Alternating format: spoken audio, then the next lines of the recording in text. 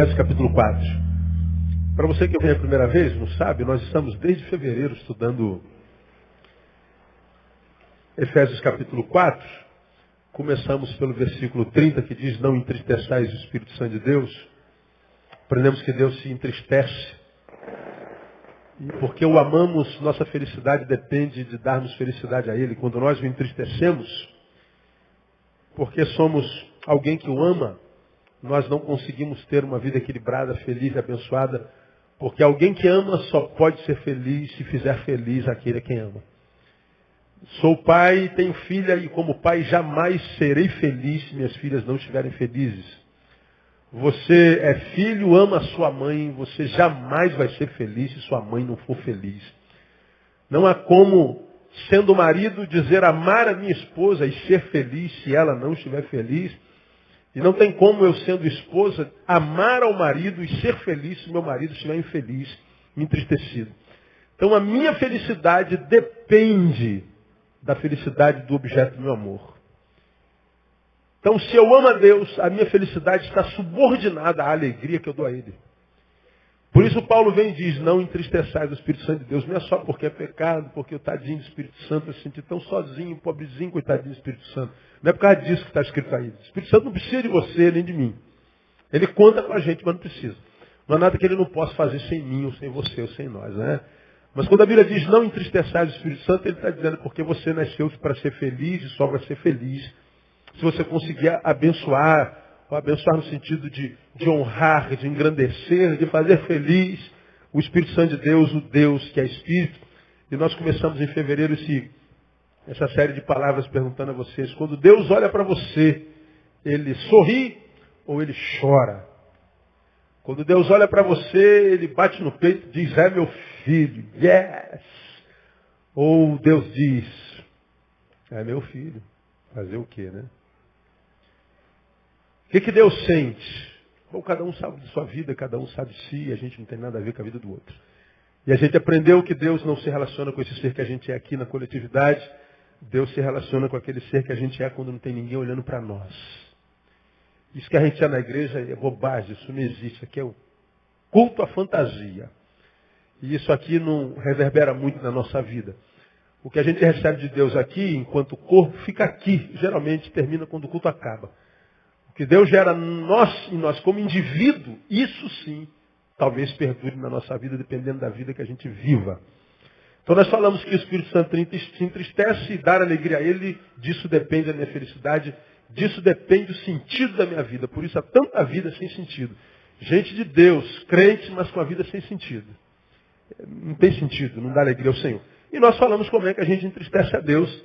Versículo 17, mente fútil, ignorância, dureza de coração, insensibilidade. E nós passamos esses fevereiro, março, abril, maio e junho, quase 4 meses completos falando sobre esses 4 tópicos que entristecem o coração de Deus. Portanto, ficamos 1 mês em cada palavra. Deu para esgotar bem, né? Então, quem não está acompanhando esse estudo, seria bom que você pegasse, porque realmente é tremendo. Aí, na quarta-feira retrasada, nós passamos para a parte 2 do Não Entristeçais o Espírito Santo de Deus. E nós começamos a ministrar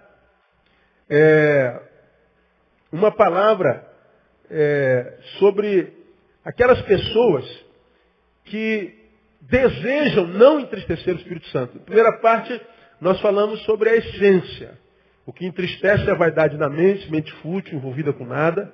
O que entristece é ignorância, não a ignorância que é ausência de estudo, de curso superior, não é nada disso.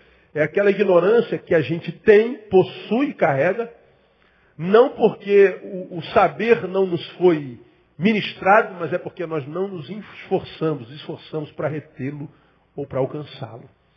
É aquela gente que está no meio do povo de Deus que não sabe nada e não sabe por preguiça, por falta de esforço. E a Bíblia diz que o meu povo está sendo destruído porque lhe falta conhecimento.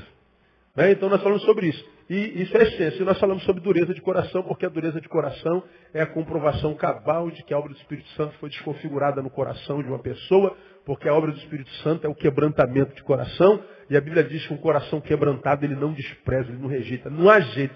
Não há como Deus resistir um coração quebrantado. Né? Há alguma coisa que Deus não possa? Há o que? Resistir um coração quebrantado. Quando ele acha um coração quebrantado, tu não rejeitas, ó Deus. Quer ser achado por Deus? Quero. Deixa teu coração molinho. Não deixa se transformar numa pedra, igual está acostumando por se multiplicar a iniquidade. O que acontece? O amor de muitos esfria. A gente vira pedra. Então eu falei de essência. Aí, essa é a primeira parte. Nessa segunda parte, começamos a ver posturas que certamente acompanham aqueles que anseiam por alegrar. Aí nós falamos, primeiro, constante autoexame.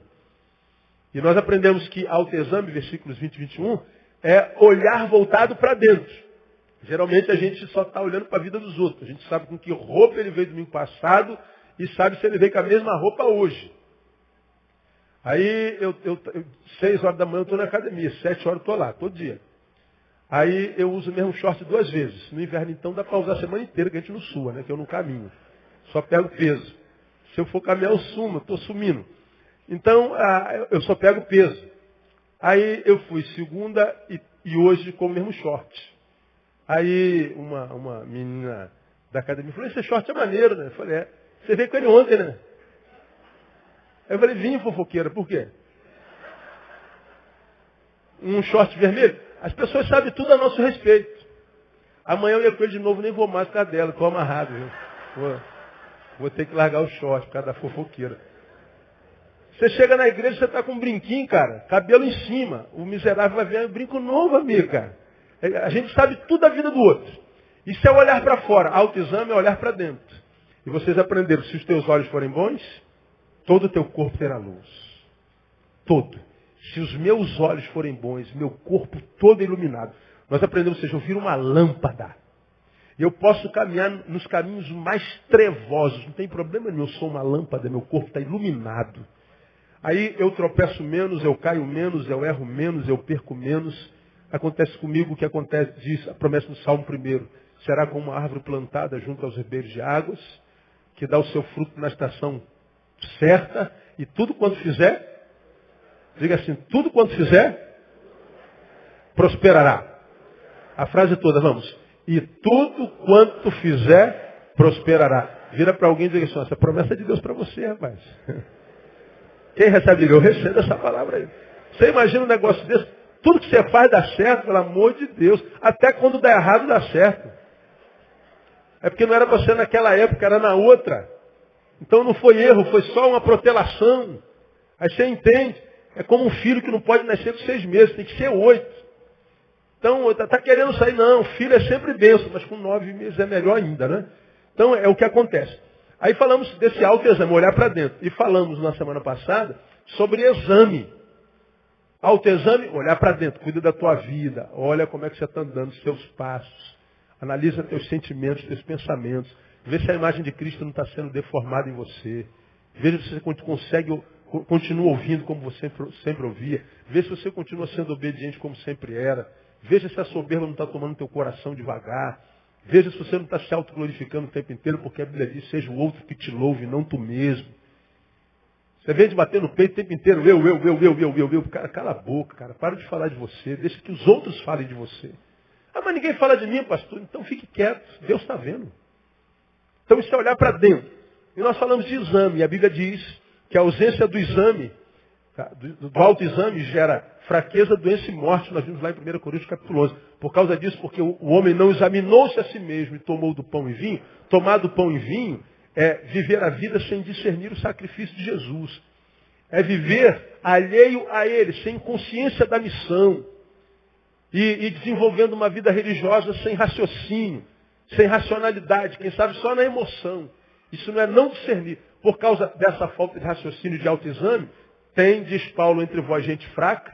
E essa fraqueza pode ser entendida como desânimo e indisposição. É a crise entre o dever e a vontade. Eu sei que tem que fazer isso, mas eu não tenho vontade de fazer. Então minha vontade e o meu dever entraram em choque. Se eu sou um homem de Deus, eu abro mão da vontade e cumpro a missão. Se eu estou longe de Deus, eu abro mão da missão e faço a minha vontade. Isso é fraqueza. Pessoas que andam entre a vontade, o desejo e o dever.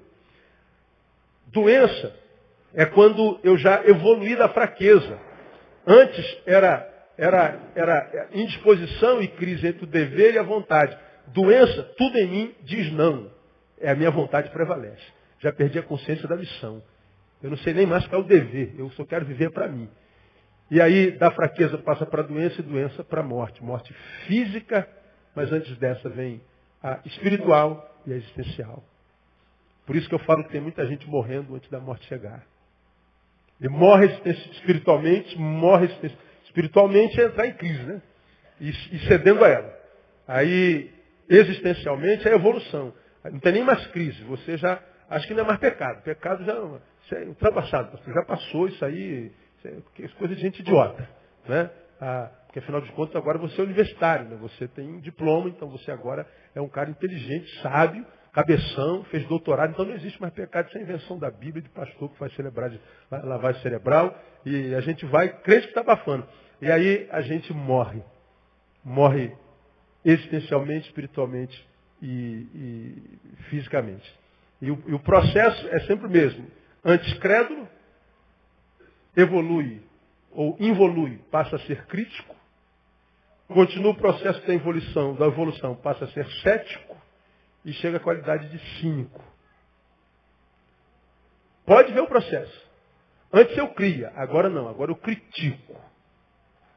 Depois da minha crítica eu viro cético, não acredito mais nada. E agora tu vira cínico, tu vira zombador. Antes tu lutava pela coisa, agora tu zoa da coisa, tu zomba da coisa. Processo é de morte.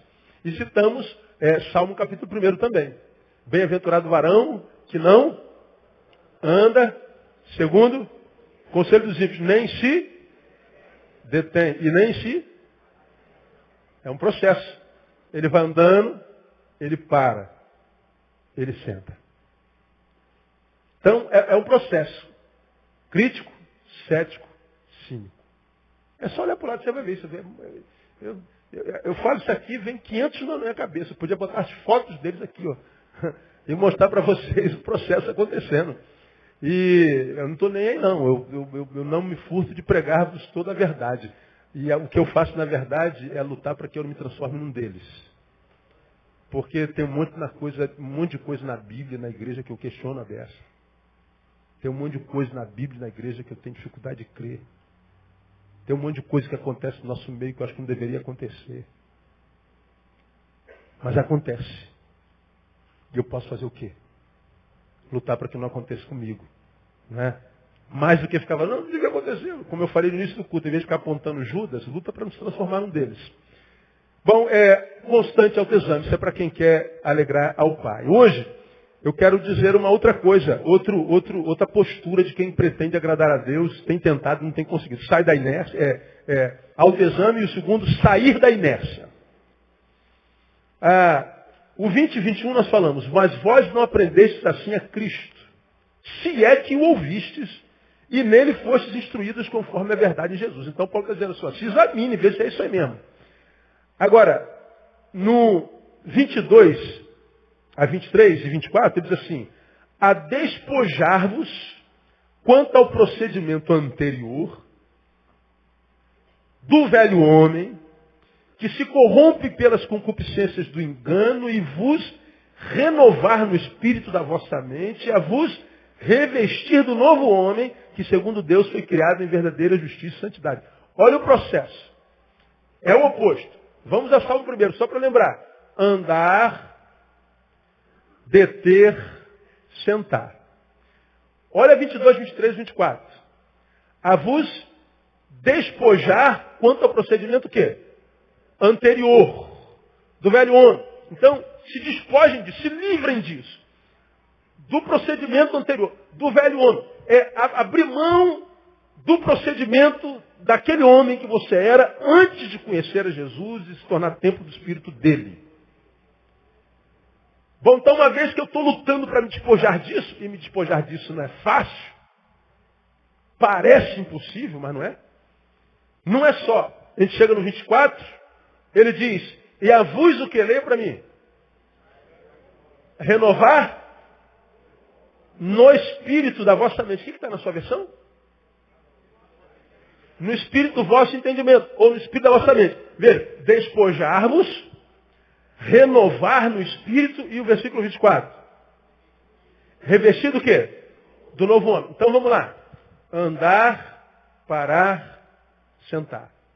Aí ele diz, esse é o procedimento do velho homem. Para que você seja restaurado, você tem que se despir, despojar do velho homem. Então, o velho homem sentou na roda dos escarnecedores, se tornou um dele. Então se despoja desse homem, se liberta desse homem. Fica de pé de volta e volte a andar. Ele está dizendo lá,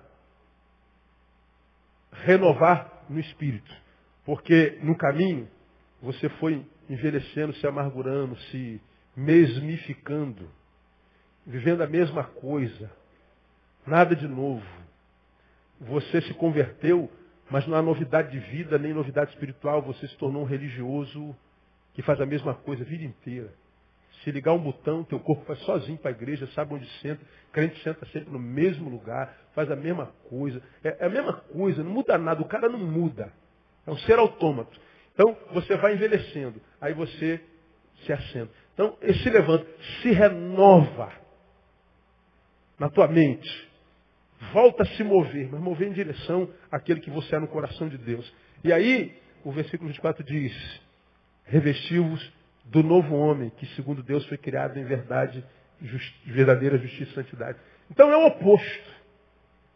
É voltar o que a gente é no coração de Deus. Como você já aprendeu a ser salvo, é tornarmos aquele que nós somos no coração de Deus. Isso é ser salvo. Eu aprendi com um velhinho da minha igreja chamado Serpa. Entrega aquele papelzinho para a gente, ser salvo é tornarmos naquele que nós somos no coração de Deus. E aí, no autoexame, a gente para, se olha no espelho e pergunta para o cara que está no espelho, você é de fato o que Deus sonhou que você fosse? Se você estivesse aqui diante de um espelho, vamos imaginar que essa cabine fosse um espelho, eu estivesse me olhando, Neil, você é o que Deus sonhou? Você está com quase 45 anos. Você acha que quando Deus sonhou, o Neil de 45 anos, ele sonhava isso que você é? Bom, quem é que pode responder isso se não só eu? Agora, diante de cada um de nós tem um espelho.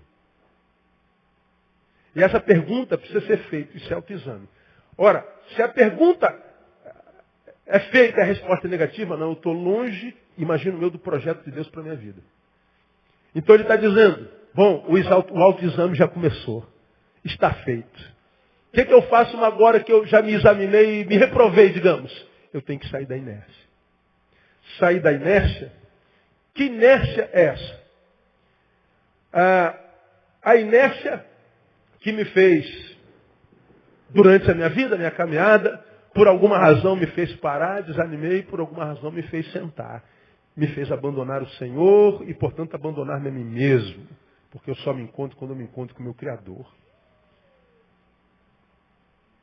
Diagnosticou isso, diagnostiquei. Então sai da inércia, porque saber sem ação é saber inútil. O saber só me é útil quando ele me conduz a uma ação diferente daquela que eu tinha quando não sabia. Por que que a gente está dirigindo, está indo para um lugar e se perde? Por que que a gente se perde? Porque não conhece o caminho. Muito bem, agora você sabe o caminho. O que se espera de você? Que você não se perca mais. Então o saber precisa produzir em mim atitude diferente e muito mais, me levar a outro lugar, que não da perdição. Isso é vencer a inércia. E aí os versículos 22, 23 e 24 nos sugerem como sair da inércia. O 22 é aqui que eu quero parar hoje, ele diz, a despojar-vos quanto ao procedimento anterior, do velho homem, que se corrompe pelas concupiscências do engano. Ora, do procedimento anterior, quais são os procedimentos anteriores a respeito dos quais Paulo está falando? Esses que nós estudamos, que fez a gente se corromper e chegar ao estado de roda de escarnecedor. Aquele ser no qual a gente se torna em essência que entristece o coração de Deus. E a gente começa entristecendo o coração de Deus, como o mesmo versículo 17, vaidade na mente fútil. Ora, se eu entristeço a Deus e me tornei outra coisa que não aquela que eu não sou no coração de Deus por causa da mente fútil, ele está dizendo, então você tem que abandonar o comportamento anterior. Ora, qual é o comportamento oposto à mente fútil? Que nome você daria aí? O oposto de uma mente fútil. Uma mente útil. O oposto de uma mente fútil é uma mente útil. Como é que eu venço a inércia? Se eu sei, pastor, que eu tenho mente, mas a minha mente não está envolvida em projeto grande nenhum. Minha mente não está envolvida em nada bom. A minha mente, quando eu paro para pensar, só vem. E é isso aí mesmo que você pensou. Cara, eu não consigo fechar o olho e pensar em alguma coisa boa. Eu não consigo fechar o olho e pensar em alguma coisa que preste. Minha mente não está envolvida em projeto bom nenhum. Eu tenho bilhões de neurônios, mas nenhum deles está envolvido em algo que vai abençoar alguém. Eu sou um ser humano abençoado por Deus, mas eu não sou bênção na vida de ninguém.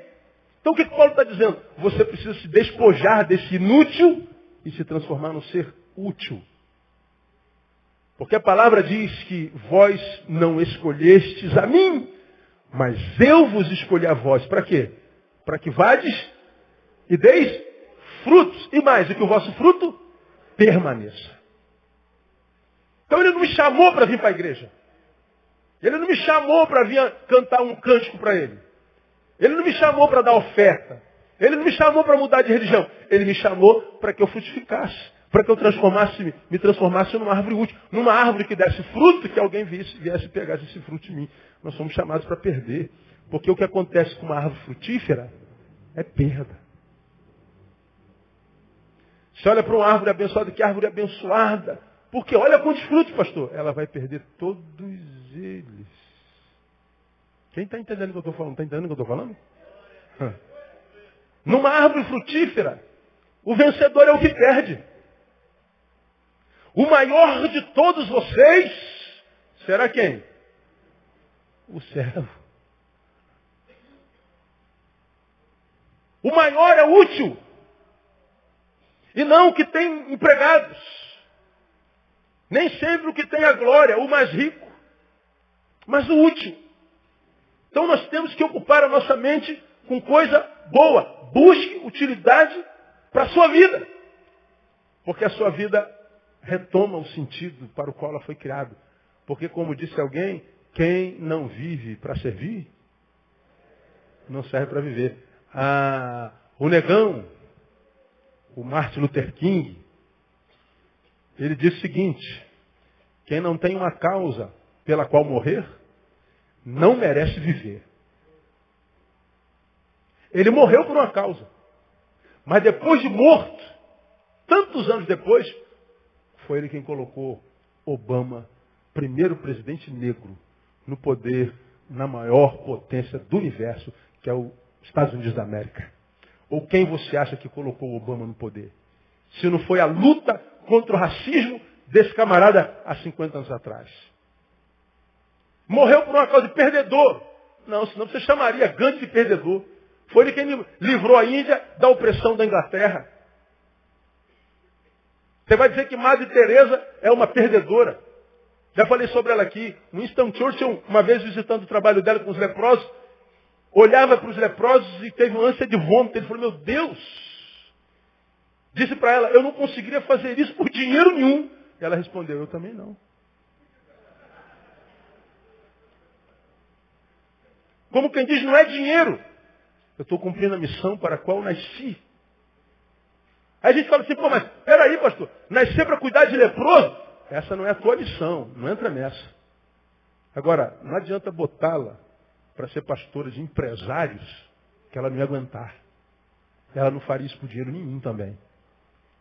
Agora, nós precisamos saber para o que nós nascemos, qual é o nosso papel no corpo. Como eu já ensinei os irmãos, há muita gente fazendo um monte de coisa, mas não consegue achar sentido para a vida. Não consegue se locupletar, se dizer assim, eu sou feliz. Por quê? Porque está fazendo um monte de coisa, mas nenhuma daquelas para o que nasceu. Aí vem o problema de identidade, porque eu preciso saber quem eu sou no Senhor, e essas coisas a gente busca no quarto, irmão, não é na igreja. A gente descobre que a gente é se relacionando.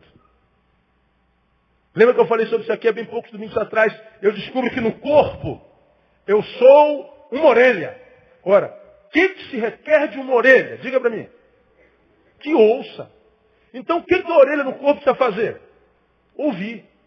Aí tu vê o joelho e fala assim, pô, cara, não aguento mais segurar esse corpo, cara. A gente fica aqui embaixo nessa junta, carregando esse corpo pesado. O cara não para de engordar, o cara está com 200 quilos, a gente está tudo arrebentado aqui embaixo, e a orelha fica só lá em cima, né, pendurada, não fazendo nada. Isso não é justo, não. É justo sim. Porque não interessa o problema que esteja acontecendo no mundo, ou no corpo, ou no planeta. Porque a orelha, porque sabe quem é, dela só se requer ouvir. Aí a gente fica respondendo à pressão. Cara, fulano tem que fazer, fulano tem que estar lá, fulano tem que vir. E a gente, com a pressão política em cima da gente, a gente vai respondendo à pressão política de todo mundo, preocupado com a nossa imagem, tentando agradar gregos e baianos. Não agrada ninguém. Não agrada ninguém. E ainda é rejeitado e não consegue viver com rejeição. E por que está infeliz? Porque estão exigindo que você seja joelho, ou coxa, ou baço, ou rim, ou nádegas, ou ânus. E você está tentando ser.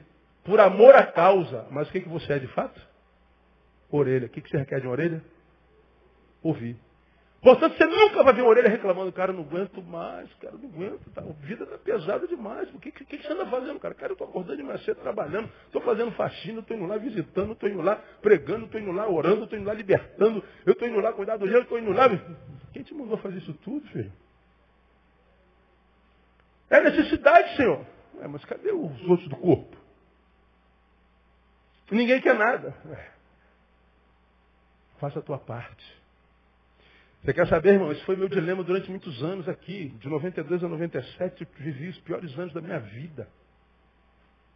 Aqui eu ganhei gastrite, aqui eu tive problema coronário, tomei remédios, tratamento psicológico, fui ameaçado de morte. Aqui vivi o meu inferno astral. E tentando agradar a tudo e a todos, agradar os velhos que não gostavam dos corinhos, e agradar os jovens que não gostavam do cantor cristão.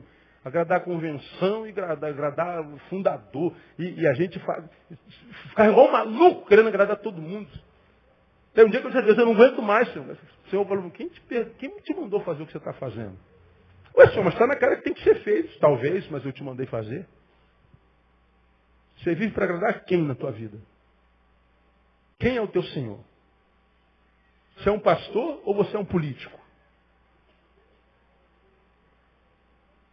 Porque o Palocci ele está sendo demitido pela terceira vez. Ele saiu da prefeitura da cidade dele, foi ministro da Fazenda corrupto, foi embora. Agora é ministro da Casa Civil corrupto de novo. O cara aparece na televisão.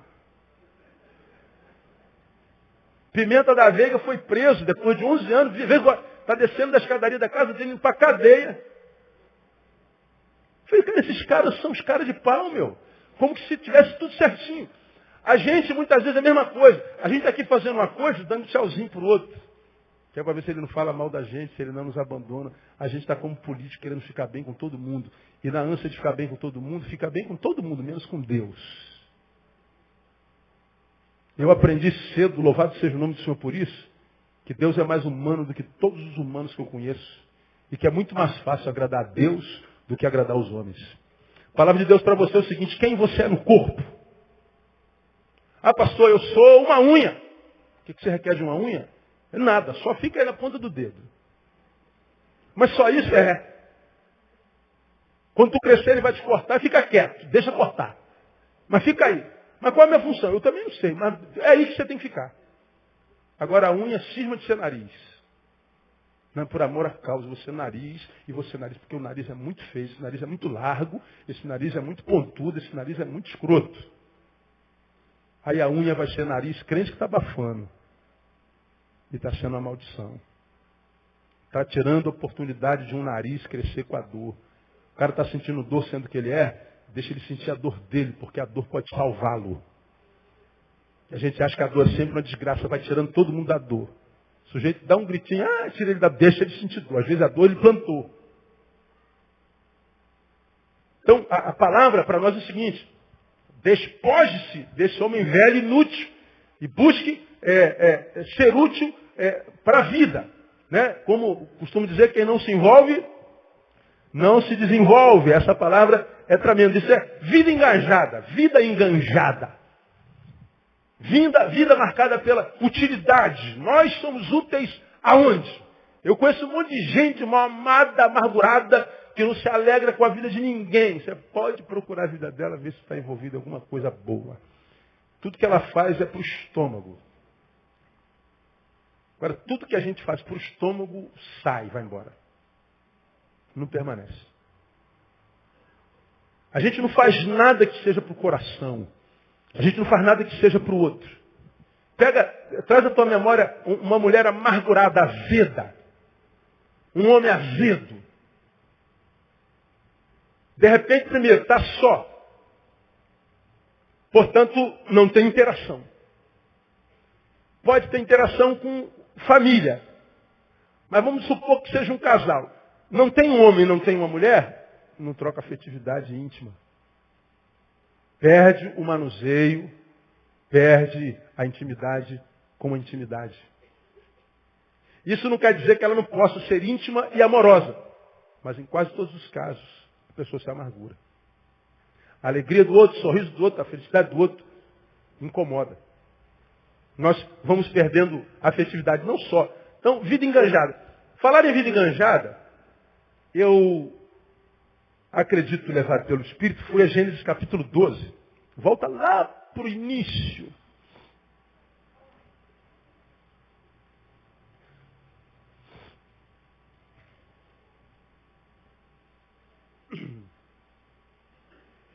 Gênesis 12 fala sobre o chamado de quem? Quem sabe?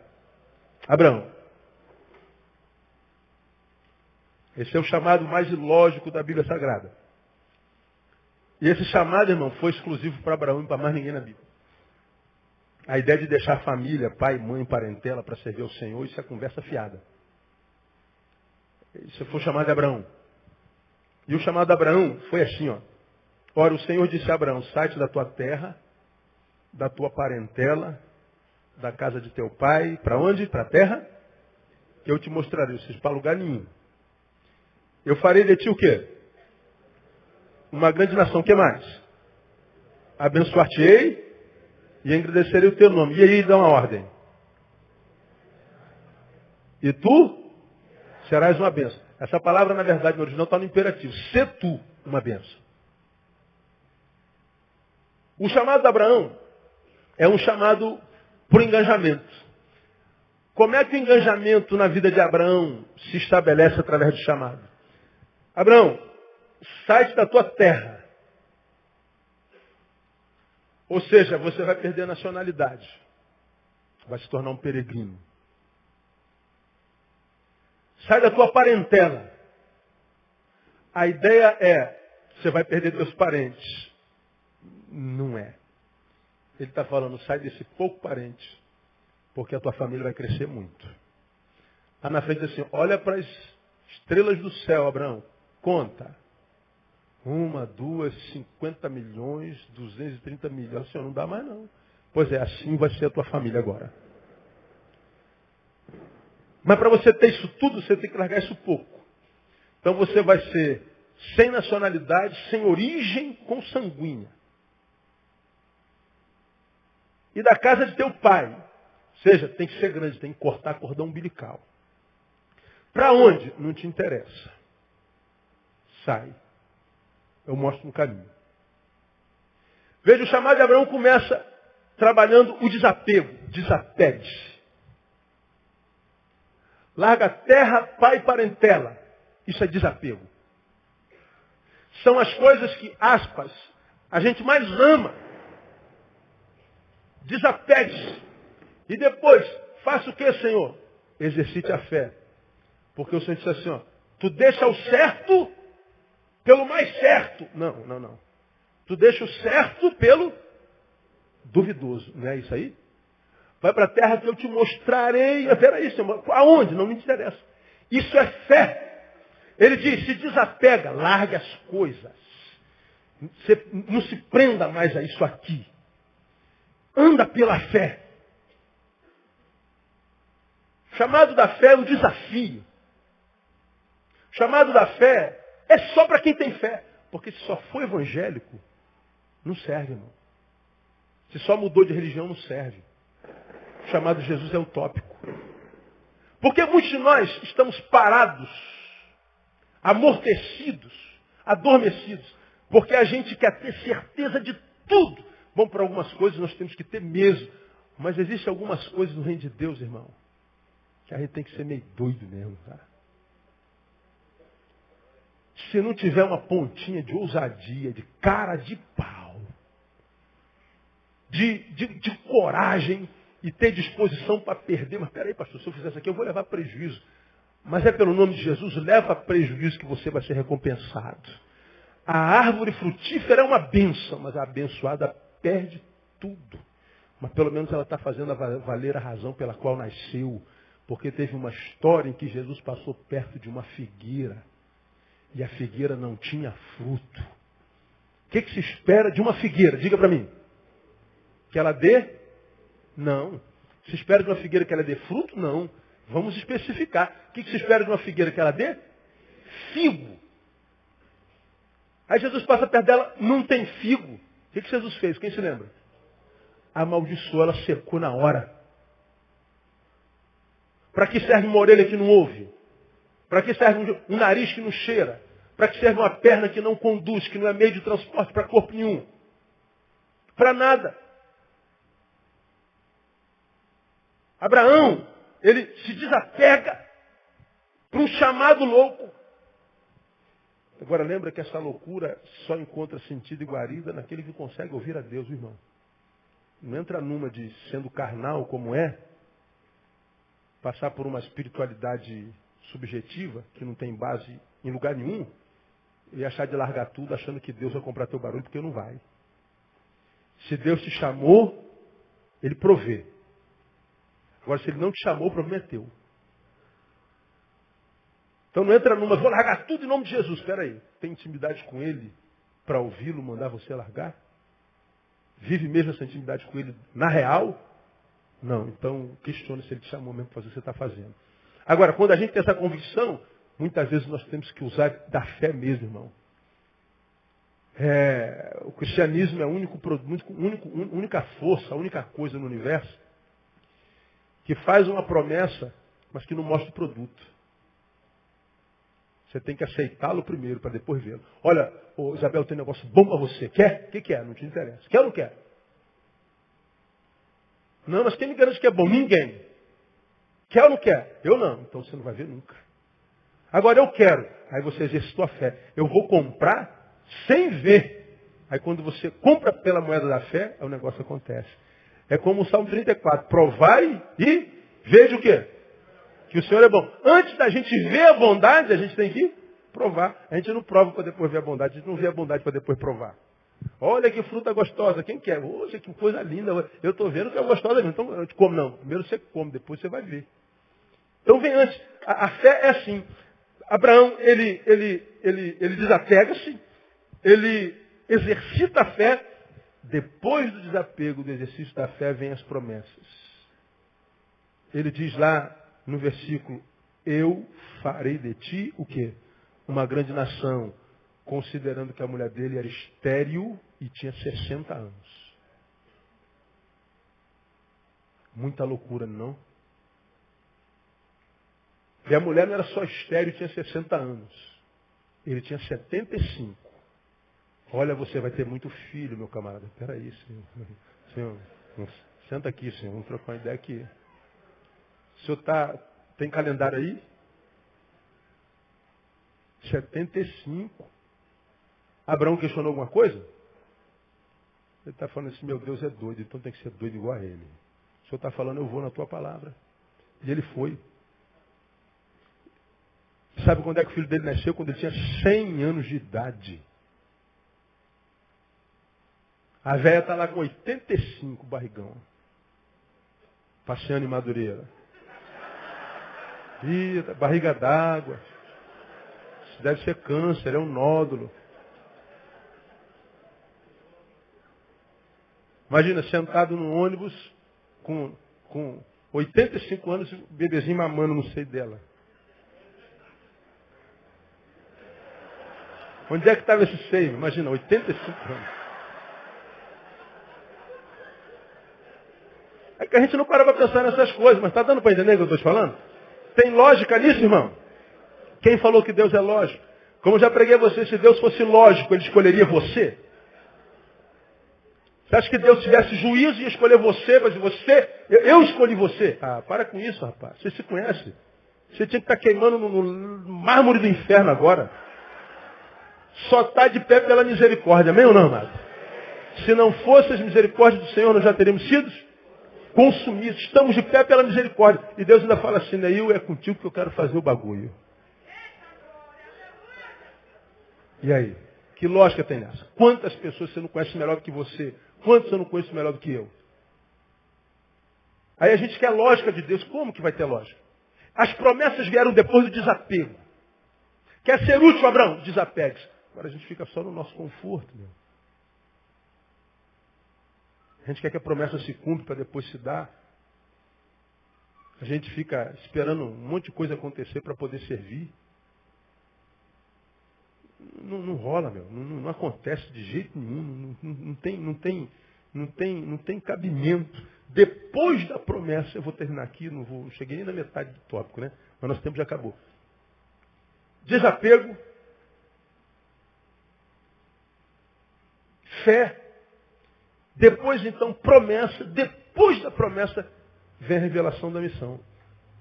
O que o Senhor quer de mim, Senhor? Eu quero que você seja uma bênção. Só isso. Não especificou qual a bênção. O chamado Abraão não tem especificações. Sai, vai, eu te abençoarei. Fazer o quê? Ser tu uma bênção. Seja útil. Seja enganjado. Seja envolvido. Seja, pô. Agora não, a gente se aposenta da vida espiritual como que se aposenta da iniciativa privada. Estou aposentado, pastor.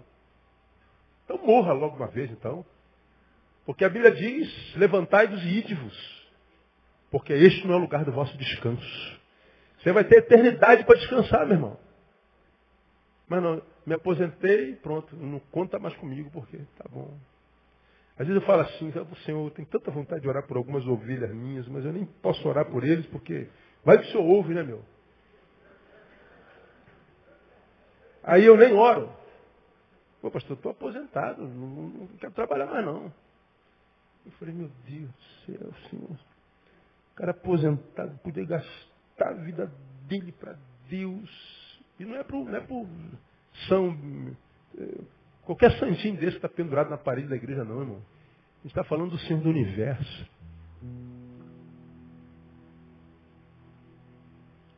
Aquele que diz lá em 1 Coríntios 15, 58. Quem sabe o que está escrito lá? Porque eu esqueci. Vosso trabalho não é vão no Senhor. Como é que começa? Portanto, meus amados irmãos, sede firmes e constantes, sempre abundantes na obra do Senhor, sabendo que o vosso trabalho não é vão no Senhor. Sabe, Neil, não há um copo d'água que você dê a um profeta que deixará de ter galardão. Não há um copo d'água. Você não um copinho d'água aí. Tudo tem galardão no Senhor. Você, pastor, não acontece nada. Você deve estar retendo água para alguém aí, meu.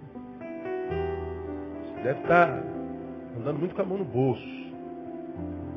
Podia estar com a mão estendida por aí. Você deve estar com muito dinheiro na conta, porque não está comprando nem um quilo de arroz para dar para ninguém.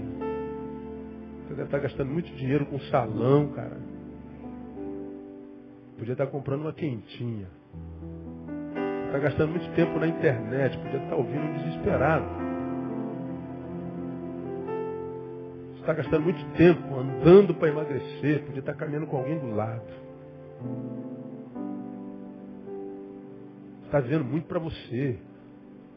E por que Deus te daria?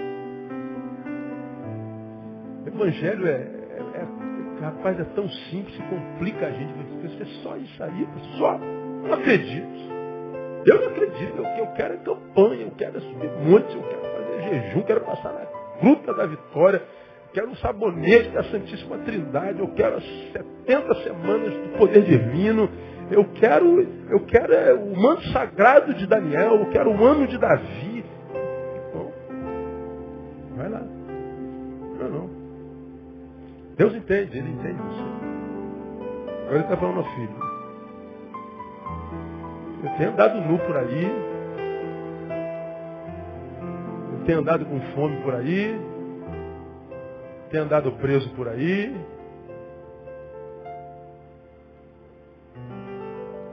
Você nunca me vestiu. Você não foi me visitar. Você não quer nada. Para outro, você vinde, servo bom e fiel, toma o lugar que é teu, preparado desde a fundação do mundo, porque eu tive fome, você me deu de comer, tive sede, você me deu de beber, estava com frio desgraçado, você tirou teu casaco, me deu. Senhor, o que o senhor está falando? Estou entendendo agora. Eu nunca te vi pelado, quem me dera. Mas eu nunca te vi pelado, o senhor com fome, eu nasci 2000 anos depois do Senhor, o que o senhor está falando? O senhor preso, o senhor preso, que é isso? O senhor é santo. Não, filho, você lembra que você foi visitar o marido da irmã Juquinha? Ele estava preso. Você orou com ele lá. Então ele sou eu. Lembra aquele mendigo que você passou, que dorme embaixo da marquise do teu prédio? Naquela noite do dia 7 de junho, a noite mais fria do ano. Aí você foi lá, deu um edredom, um velhinho da tua filhinha que anda, mas você deu, lembra? Deu um isopor ou um papelão para ele dormir embaixo. Então foi eu, aquele mendigo era eu. E quando você fizer qualquer um desses meus pequeninos, você está fazendo a mim mesmo. Entra para o gozo do teu Senhor. Agora a gente acha que o que Deus quer, vai para a igreja. Para a igreja, você não vem para a igreja, olha essa saia está muito curta, esse brinco, irmão. Não, olha, botou essa estrelinha no pescoço, está no inferno, já era, perdeu. É nisso que você quer acreditar? Acredite. Mas não precisa não, viu, irmão? Só precisa ser útil. Esse tópicozinho aqui, eu vou ficar aqui uns 2 meses. Não perde não.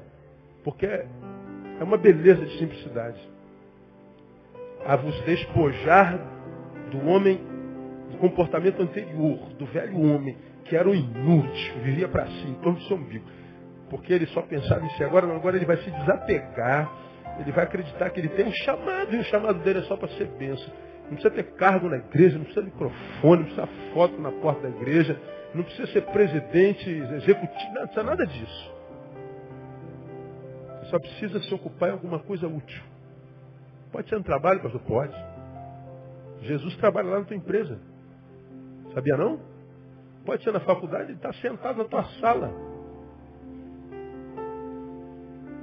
Pastor, eu tenho algumas amigas que são prostitutas e Jesus caminha no meio delas o dia inteiro, a noite toda, a madrugada inteira, Jesus está lá. Só que Jesus não as usa. Jesus as guarda. Então, se você for com os olhos de Jesus, com a intenção de Jesus, você pode ir em qualquer canto.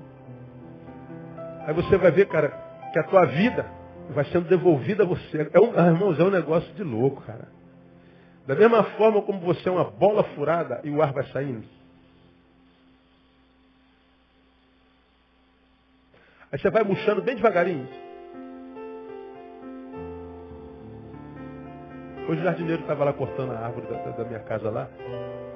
Aí eu vi o pneu do carro dele, um Chevetinho 78. E eu, seu Severino, o seu pneu está esvaziando. Pô, pneu novinho, pastor, não sei o que houve. Foi engraçado, né? Eu preguei sobre isso outro dia.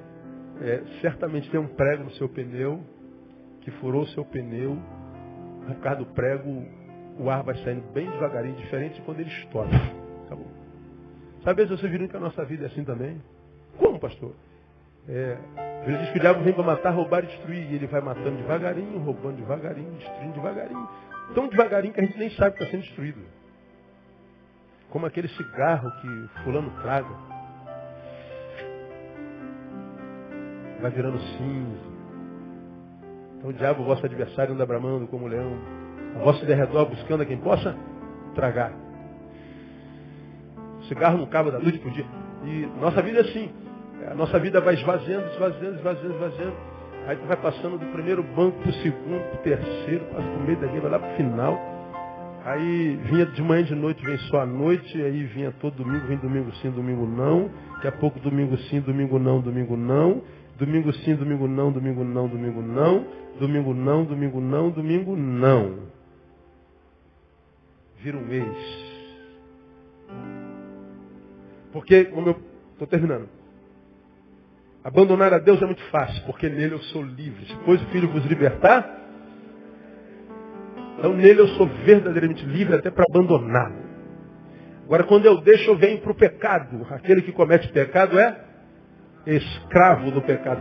Porque eu sou escravo, quero me libertar dele, não consigo, ele me amarra. Ele bota um negócio aqui, eu quero ir, eu não consigo voltar para a igreja, eu não consigo voltar para Jesus, eu não consigo voltar para o quarto, não consigo voltar para o altar, eu não consigo. Aí você sente saudade de quem foi. O salmista diz que alguns adoecem sem que haja possibilidade da cura.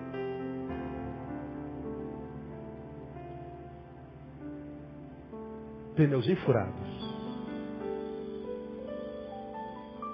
Ele está dizendo, deixa o velho homem, estou furado, bota logo um manchão nesse negócio. Senhor, eu estava me esvaziando, mas eu vou voltar a ser aquele que eu era. Aí você volta a ser, mas eu não tenho vontade. Vai sem vontade que a vontade volta. Porque tudo que a gente faz hoje, costumeiramente, se tornou um hábito porque a gente fez muitas vezes. Tudo que a gente faz, repetidas vezes, vira hábito. No início é desesperador, mas depois faz parte da gente. Até ir para dentista é isso. Você vai toda terça-feira tarde para o dentista, você acostuma. Você vai sozinho, daqui a pouco você está por onde eu tenho? Para o dentista. Vai para sofrer, mas acostuma, a gente acostuma até com o sofrimento. Então está sem vontade, então você está na crise entre o dever e a vontade. Não ser da vontade, cumpra a missão. Quando você cumprir a missão, a vontade se acopla à missão. Vira parte da sua vida. Quando virou parte da sua vida, você não faz mais força. Só deixar levar. Deixa a vida me levar, a vida leva eu. A vida é Jesus. Acabou. Aí a vida vai voltando, a bola vai... Tem que ter cuidado para não estourar. Aí busca o equilíbrio. Aí 1000 vão cair ao teu lado. Nossa, muitos mortos. 10.000 à tua direita. Caramba, muita gente morta. E você? Você não será atingido. Diga assim para alguém que está do seu lado. A promessa é para você, irmão.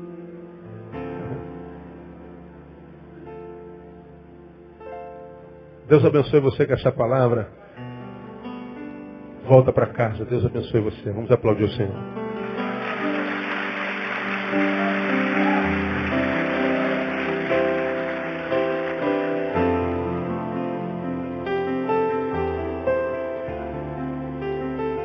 Senhor,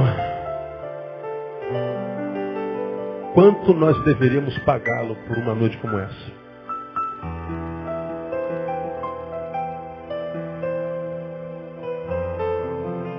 Fazemos nossas a palavra do teu servo que diz, mais vale um dia nos teus átrios do que em outras partes 1000. Mais vale 2 horas na tua presença do que em outras partes 2.000 horas.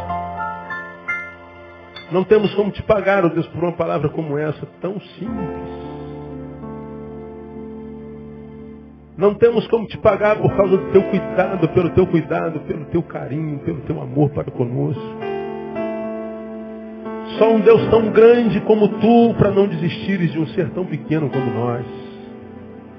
Obrigado pela tua grandeza e nos perdoa por causa da nossa pequenez, Deus. Tem misericórdia de nós porque nós temos sido servos inúteis. E nós queremos nos tornar servos úteis para a glória do teu nome. Dá-nos a bênção do desapego, dá-nos fé. Dá-nos, ó Deus, uma gota de loucura, de ousadia, de coragem. Ajuda-nos a desprendermos, ó Deus, dessa cadeia maldita que é a opinião do outro. Nós queremos nos importar só com o que tu pensas de nós. Ajuda-nos assim, Deus. Nós muitas vezes sabemos que estamos longe do teu plano, a gente só não consegue voltar para o teu plano. Então que essa noite seja uma noite de restauração, de intimidade contigo. Que essa noite seja uma noite de milagre, que o teu filho que está longe do Senhor, nessa noite, não durma. Que tu lhe tire o sono, mostrando para ele o quanto tu amas e o quanto ainda tu contas com ele. Mostrando para ele que tu não precisas dele, mas os teus sonhos continuam de pé e o teu chamado continuam de pé, porque os dons e a vocação do Senhor são irrevogáveis. Sim, Deus, que o teu filho amanhã, ao amanhecer naquele quarto, ele amanheça outro, ressuscitado no Espírito, disposto a ser uma bênção para a glória do teu nome, para os seus. Faz assim, porque nós pedimos o nome de Jesus. E agora leva-nos para a nossa casa. Quero profetizar, ó Deus, que todos os que daqui saírem em casa chegarão. Por isso anulamos toda cilada do inferno, toda bala perdida, toda seta que voe de noite. Nós anulamos no nome de Jesus, para que cheguemos e tenhamos uma noite de paz na tua presença. Seja assim, porque te pedimos o nome de Jesus, nosso Senhor. Amém. Bom em paz, Deus abençoe você. Não sai sem dar um abraço no teu irmão.